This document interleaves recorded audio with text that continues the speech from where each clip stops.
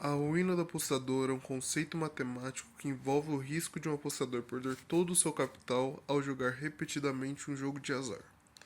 Se o valor esperado das apostas for negativo, ou seja, se o apostador tiver uma desvantagem matemática, a probabilidade de falir aumenta à medida que ele continua apostando.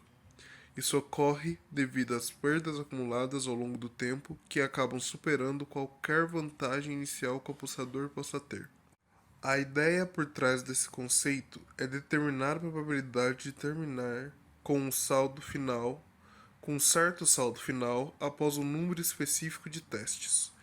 Isso pode ser feito por meio de simulações ou utilizando a fórmula de distribuição binominal, que calcula a probabilidade de um determinado número de sucessos em um número fixo de testes. Mini simulador, saldo inicial, N-testes e probabilidade de sucesso. O mini simulador é um programa ou modelo que visa simular um sistema ou processo de forma simplificada. Ele permite que você execute experimentos virtuais para entender como diferentes variáveis afetam o resultado de um sistema.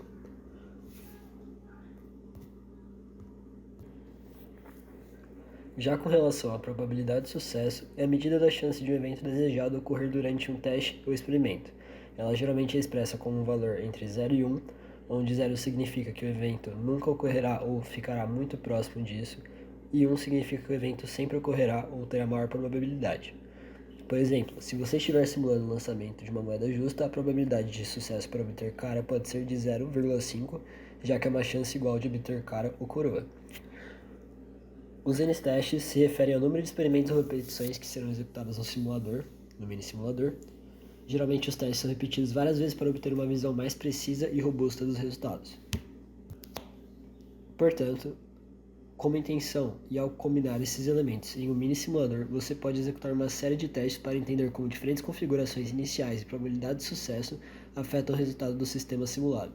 Isso pode ser útil em muitas áreas, como em jogos, finanças, entre outras. Alguns pontos importantes a se mencionar dentro do gráfico apresentado, onde a cor G para o verde e a cor R para o vermelho. O gráfico demonstra dentro de um saldo inicial e dentro de N testes e probabilidade de sucesso, alguns resultados, seguindo como padrão sorteios aleatórios, aonde dentro dos dados simulados o saldo para sorteio maior que P, o saldo seria igual a saldo mais 1, em outro caso, saldo igual a saldo menos 1. Aqui embaixo podemos ver o conjunto de resultados propostos dentro do mini simulador para todos os dados iniciados e colocados. Cálculo da probabilidade binomial. Na ruína do apostador, é possível calcular a probabilidade usando a fórmula da distribuição binomial, que considera o número de sucessos desejados em um determinado número de testes. Para realizar os cálculos da ruína do apostador, são necessários alguns parâmetros tais como o número de simulações e de testes, a probabilidade de sucesso, o valor mínimo do saldo final e o valor máximo do saldo final desejado. Esses parâmetros estão relacionados ao número de sucessos nos testes. A fórmula da ruína é representada por P maiúsculo, abre parênteses, x, fecha parênteses, igual C maiúsculo, abre parênteses, n, x, fecha parênteses, vezes P minúsculo, a potência de x, vezes Q, a potência de n menos x. N sendo o número de testes, P, a probabilidade de sucesso, Q, probabilidade de insucesso de 1 menos P, x sendo o número de sucessos em n testes, e n menos x, que seria o número de insucesso em n testes. Quando o número de testes é grande e as probabilidades de sucesso e insucesso são adequadas, a distribuição binomial pode ser aproximada pela distribuição normal. Isso simplifica o cálculo e evita a necessidade de calcular o coeficiente binomial. C, abre parênteses, n, x, fecha parênteses, que pode ser computacionalmente custoso.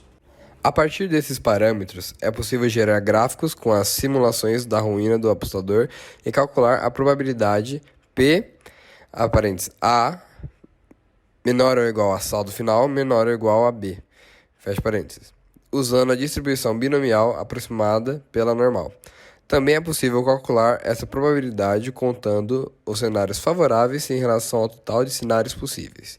Esses métodos permitem estimar as chances de obter um saldo final dentro de uma faixa específica após realização dos testes. O código de escrito em Python utiliza algumas bibliotecas, como por exemplo Random e SciPyStats. Import Random, por exemplo, importa a biblioteca Random, que é usada para gerar números aleatórios. Já SciPyStats importa a função norm da biblioteca SciPyStats. A função norm é utilizada para trabalhar com a distribuição normal. Além desses, alguns outros códigos também são utilizados. O segundo código apresenta uma função chamada simula e um loop for que utiliza essa função para simular um experimento várias vezes e plotar gráficos. A função simula recebe 3 argumentos: início, n e p. Ela simula uma série de eventos com base em um valor inicial, o início, o número de eventos, n, e uma probabilidade de sucesso, p. O saldo é atualizado de acordo com o resultado de cada evento, e o histórico de saldos é armazenado em uma lista chamada hist. A função retorna essa lista hist ao final. O resultado desse código é a exibição de vários gráficos de dispersão e linhas, cada um representando uma simulação diferente dos experimentos com base nos valores fornecidos. Os pontos no gráfico indicam o histórico do saldo ao longo do tempo, e a cor dos pontos e das linhas depende do valor final do saldo. Neste trecho são calculadas as probabilidades usando a distribuição binomial aproximada. O cálculo da probabilidade binomial é feito calculando a diferença entre a função de distribuição acumulada para A e B com média e desvio padrão. Essa diferença é a probabilidade de obter um valor entre A e B na distribuição binomial, com base nos parâmetros fornecidos. Neste caso, sendo o número de ensaios n igual a 89, a probabilidade de sucesso em cada ensaio, p igual a 0,55, o limite inferior a igual a 4 e o limite superior b igual a 24. A média é calculada usando a fórmula número de ensaios pela diferença entre 2 vezes a probabilidade de sucesso p e 1, enquanto o desvio padrão é calculado usando a raiz quadrada da variância. Nesse trecho de código, a gente vai estar calculando a probabilidade usando as contagens de cenário. Primeiro aqui a gente tem 5 variáveis, que seriam nn igual a 89, que é o número de observações, p igual a 0,55, que é a probabilidade de sucesso de cada ensaio, a igual a 4, que é o limite inferior, b igual a 24, que é o limite superior, e m igual a 1000, que é o número de simulações que a gente vai fazer. Após a definição das variáveis, é feito um loop for, que realiza a simulação do experimento m vezes, que no caso m é 1000. Para cada simulação é chamada a função simula com saldo inicial 0, número de ensaios nn, que seria 89, e probabilidade de sucesso p, que é 0,55. É verificado se o saldo final está no intervalo entre a e b, e o resultado é uma lista de valores booleanos. A função sum é usada para somar os valores true, contando quantas vezes o saldo final está dentro do intervalo especificado. A probabilidade é calculada dividindo o número de simulações favoráveis, que seria o saldo final dentro do intervalo, pelo número total de simulações. Esta linha print probabilidade de contagem de cenários imprime a probabilidade calculada usando a contagem de cenários, que o que seria essa probabilidade representa a chance de obter um saldo final dentro do intervalo entre A e B, com base nas simulações que nós realizamos.